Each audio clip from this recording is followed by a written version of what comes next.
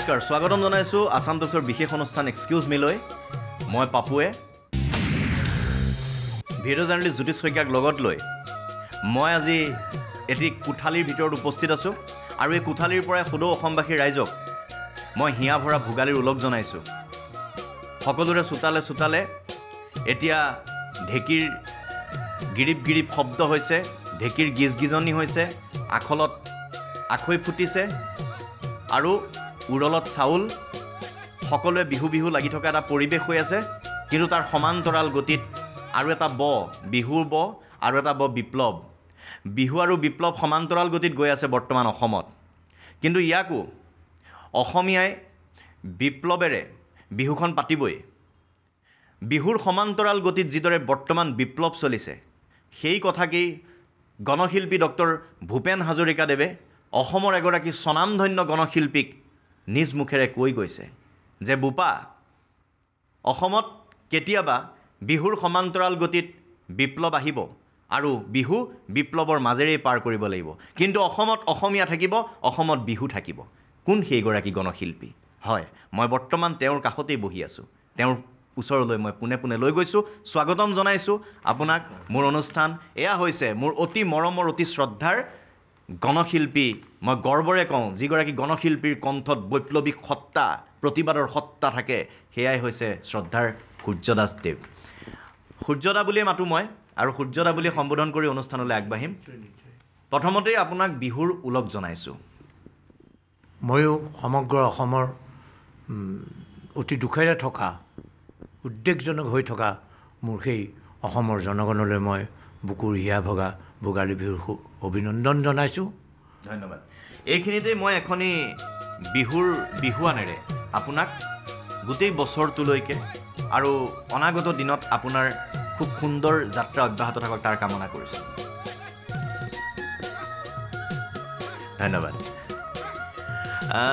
আজি মই এক্সকিউজ মি বুলি মাতিবলৈ আপোনাৰ ঘৰ পালোহি আহি আৰু এইখিনি সময়ত আপোনাৰ অতি প্ৰয়োজন আছে প্ৰতিটো সময়তেই প্ৰতিটো সংকট জৰ্জৰিত সময়ত অসমবাসীৰ কাৰণে সাংস্কৃতিক মাধ্যমেৰে গীতৰ কণ্ঠেৰে আপুনি প্ৰতিবাদ জনাই আহিছে মই অকণমান সেইখিনি কথা পতাৰ আগতে অতীতলৈ গুচি যাব বিচাৰিছোঁ আপোনাৰ সেই সময়ত অতীতৰ সময়ত আপুনি ভোগালী বিহুটিক কেনেদৰে লগ পাইছিল আমাৰ দিনত ভোগালী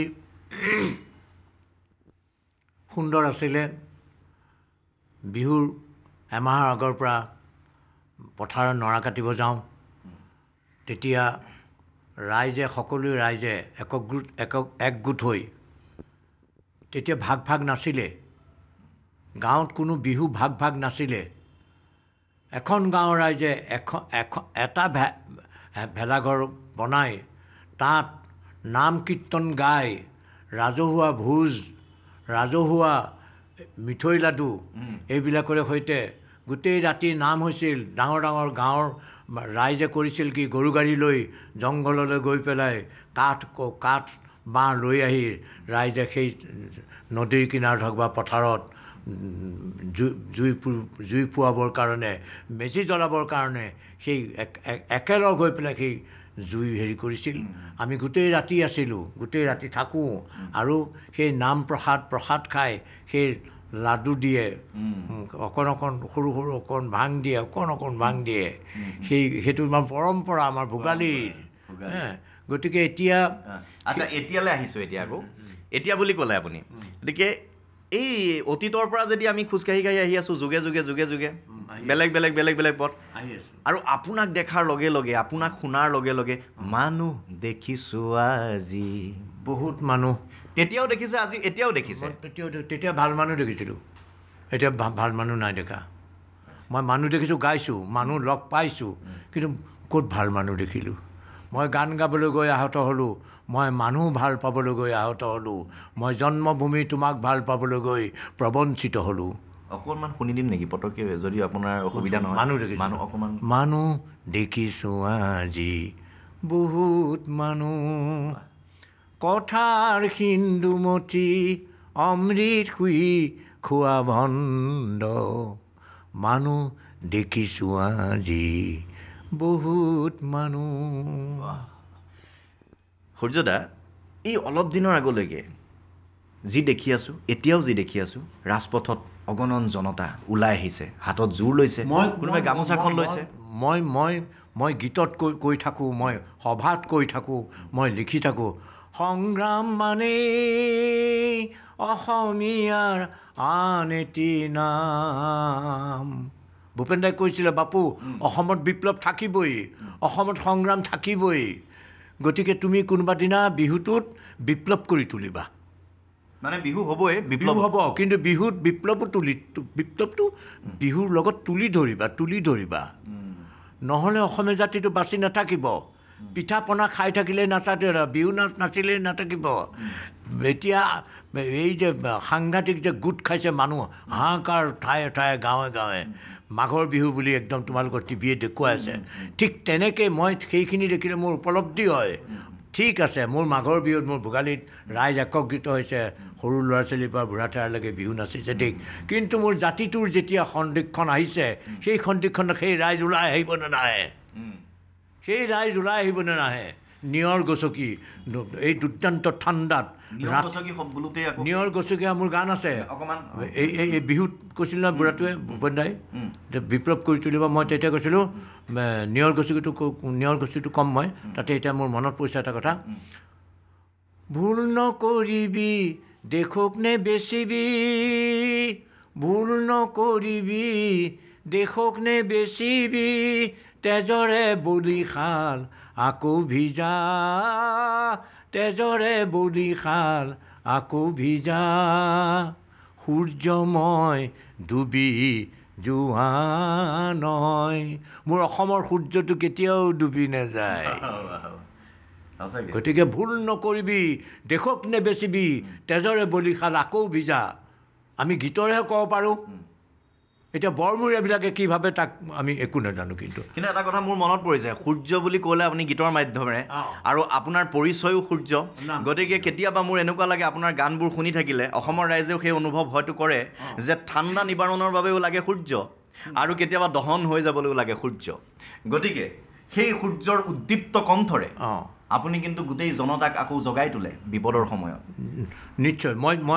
মই আজিৰ পৰা 35 যেতিয়া জাতীয় আন্দোলনৰ যেতিয়া প্ৰথম চৰকাৰ হৈছিলে, যেতিয়া অসমত কাৰফিউ হৈছিলে, নানান চৰকাৰী ভেড়া বোলে হেৰিবিলাকে যেতিয়া ৰাং কুকুৰবিলাকে যেতিয়া মোৰ অসমৰ ল'ৰা ছোৱালীক অত্যাচাৰ কৰিছিলে, 855টা শ্বহীদ হৈছিলে, হাহাকাৰ হৈছিলে, বিধৱা হৈছিলে, মাক পুত্ৰ হাৰা হৈছিলে, তেতিয়া মই লিখিছিলোঁ, ৰাজপথত লিখিছিলোঁ, তুমি ৰজাই হোৱা বা মন্ত্ৰী হোৱা, দেশক আগে বচাই লোৱা, নহ'লে দেশত কাল ৰাত্ৰি আহিব। তুমি ৰজাই হোৱা বা মন্ত্ৰী হোৱা, দেশক আগে বচাই লোৱা, নহ'লে দেশত কাল ৰাত্ৰি আহিব। তাহানি আছিল গোপীনাথ, আৰু আছিল জ্যোতিপ্ৰসাদ, আৰু আছিল অম্বিকা, দেশ গ'ল গ'ল বুলি ক'বলৈ। এতিয়া সময় হ'ল আগলৈ যোৱাৰ, এতিয়া সময় হ'ল ভাবি চোৱাৰ। মূলাসতী জয়মতী হাঁহি আছে আৰে আৰে, দিবলৈ আশীৰ্বাদ জুই জনতাক। গতিকে আমি গীতৰে ক'বহে পাৰোঁ। জ্যোতিপ্ৰসাদে বা গুৰুৱেও গীতৰে কৈ গ'ল, কলাগুৰু বিষ্ণুৰাভাই গীতৰে কৈ গ'ল, নানান অগ্ৰজে গীতৰে কৈ গ'ল, লক্ষীনাথ বেজবৰুৱাই গীতৰে কৈ, মানে মই পটকীয়া দেই একোৱেই নহয়গৈ বুলি কৈছে। এই আমি যে চিঞৰ বাখৰ কৰি আছোঁ, সদায় চিঞৰিছোঁ, তাৰপিছতে গামোচাখন লৈ প্ৰতিবাদ কৰিছোঁ, কাৰোবাৰ ৰক্তাক্ত হৈ গৈছে, কাৰ বাবে, কাক শুনাবলৈ বাৰু? আপুনি কি ভাবে, কাক শুনাবলৈ? এই কথাটো, এইটো কথা ঠিক, জনগণক জগাবৰ কাৰণে লাগে। জনগণক মই কৈছোঁ নহয়, মোক সূৰ্যদেশক এটা কিবা বান্ধি দিয়ক, মই ক'ৰবাত দি থৈ আহোঁ। মানে শুই থকাজনক জগাব নোৱাৰি বুলি কয়, মানে শুই থকাজনক জগাব পাৰি, কিন্তু ভাও ধৰে না, শুই থকা মানে ভাও ধৰা শুই থকা যিটো মানুহ, সেইটো বিপদজনক, সেইটো চলি যাব মানে মুচুকুন্দা। সেইবিলাক ভাবিয়ে চাগে আপুনি হাতত এখন কাগজ লৈ আছে, ইয়াত চাগে গধুৰ গধুৰ শব্দ আছে, শব্দবিলাক আছে, শব্দবিলাক কৈ থাকে, সেইকাৰণে থুলুক বেয়া। অকণমান কিবা আমাৰ এইবাৰ ভোগালীটো আমি ৰাইজৰ ওচৰলৈ খুব ধুমধামেৰে গুচি যোৱাগৈ নাই, কিয়নো বৰ্তমান পৰিস্থিতি লৈ মই ভাবিলোঁ যে আমাৰ শ্ৰদ্ধাৰ সূৰ্যদায়ে অতি উপযুক্ত হ'ব, আৰু শ্ৰদ্ধাৰ সূৰ্যদাৰ এই কথাৰে যদি কোনোবাই ভাও ধৰি আছে সাৰ পাওক। নাই, সাৰ পাবই লাগিব, কাৰণ মই সদায় কওঁ যে মোৰ অসমৰ জনগণ জাতি জনগোষ্ঠী যেতিয়া হেংদাং ল'ব তেতিয়া কিন্তু ৰক্ষা নহ'ব। প্ৰত্যেকটোৱে ভুল কৰি কৰি ক্ষমা খুজি আছে, কিন্তু মই নাম নকওঁ। অসমৰ প্ৰত্যেকটোৱে অসমীয়া জাতিক হেৰি কৰি লৈ প্ৰত্যেকে পিছত কিন্তু ক্ষমা খুজি আছে। তাৰ মাজতো মই কথা এটা কওঁ, তোমালোকে টেলিকাষ্ট কৰিলে কৰিবা, নকৰিলে নাই। কথাটো কি যে প্ৰত্যেকজনে যদি দেশৰ কথা জাতিৰ কথা এগেইনষ্টে কয়, তেওঁলোকক কিন্তু ৰজাঘৰে কিন্তু তেওঁলোকক এৰি দিয়ে। কিন্তু আমাৰ মোৰ শ্ৰদ্ধাৰ দাদা ডক্টৰ হীৰেণ গোহাঁই আজি দুজন যদি সংগ্ৰামৰ কাৰণে কথা কৈছে, দেশৰ কাৰণে কথা কৈছে, সিহঁতক জেললৈ লৈ যাব বিচাৰে। কিন্তু বাকীকেইটাক কি কৰিলে? এইটো কিন্তু সেইটো ঠিক নহয়, এই বিচাৰটো ঠিক নহয়। গতিকে মই কওঁ যে ভোগালী হ'ব। মই আজি এতিয়া মৰিগাঁৱলৈ যাম। মৰিগাঁৱৰ ৰাইজে দিব্যজ্যোতি সিহঁতে তেওঁলোকে ভোগালী উৎসৱ পাতিছে। আৰু মই ভোগালী উৎসৱলৈ এইকাৰণেই যাম যে মোৰ মৰিগাঁৱৰ ৰাইজখিনি পাম, আৰু তাত মই দুকথা কৈ আহিব পাৰোঁ। কাৰণ মই শৰীৰ ভাল নহয়, মইতো এতিয়া মই কোনোবাই এতিয়া ধৰা মই নোৱাৰোঁ, আজিকালি নোৱাৰোঁ, গা ভাল নহয়। গতিকে মই মৰিগাঁৱলৈ যাম, এইকাৰণেই যাম যে নিয়ৰ গচকি অহা ছোৱালীজনীৰ হাতত কুলি চৰাইৰ মৃতদেহ, মৃতদেহ মৃতদেহ মৃতদেহ, চাৰিওফালে মৃতদেহ। এতিয়া কপৌ ফুল ছিঙিলেই হাতত লাগি আহে কাৰোবাৰ শ্বহীদৰ তেজ, কাৰোবাৰ কলিজাৰ তেজ। গতিকে মাঘৰ বিহুত জুম খোৱা মানুহ চামৰ গাত, মাঘৰ বিহুত জুম খোৱা মানুহ চামৰ গাত চকুলোৰে ভিজা গামোচা। মোৰ এই গামোচাত যেতিয়া চকুলো পৰিব নহয়, ই কিন্তু ব্ৰহ্মাস্ত্ৰ অস্ত্ৰ হ'ব। কিন্তু সাৱধান কৰি দিছোঁ সকলোকে। আৰু এই ঘৰ বিবেচন অসমৰ জনগণক মই হাতজোৰকৈ কৈছোঁ, মই ইমান যোগ্য নহয়, তথাপিও মোৰ বয়স অনুযায়ী মই কৈছোঁ, অসমৰ বিভীষণবিলাকক চিনি লওক অসমীয়া ৰাইজে, অসমৰ জনগণে, অসমৰ প্ৰজন্মই। আৰু মই ক'ম যে নতুন প্ৰজন্ম আৰু তৰুণী এতিয়া কৰিবা কি? নতুন প্ৰজন্ম আৰু তৰুণী এতিয়া কৰিবা কি? 20 শতিকাৰ সূৰ্যাস্তত কলম ল'বানে অস্ত্ৰ ল'বানে গণতন্ত্ৰৰ নিয়ম কি ল'ব এতিয়া? মোৰ অসমৰ জনগণই, মোৰ অসমৰ পাহুৱাল ডেকা গাভৰুৱে এতিয়া কলমেই ল'বনে অস্ত্ৰই ল'বনে গণতন্ত্ৰৰ নিয়ম কি ল'ব? কোনটোত বাধ্য কৰাব চৰকাৰখনে?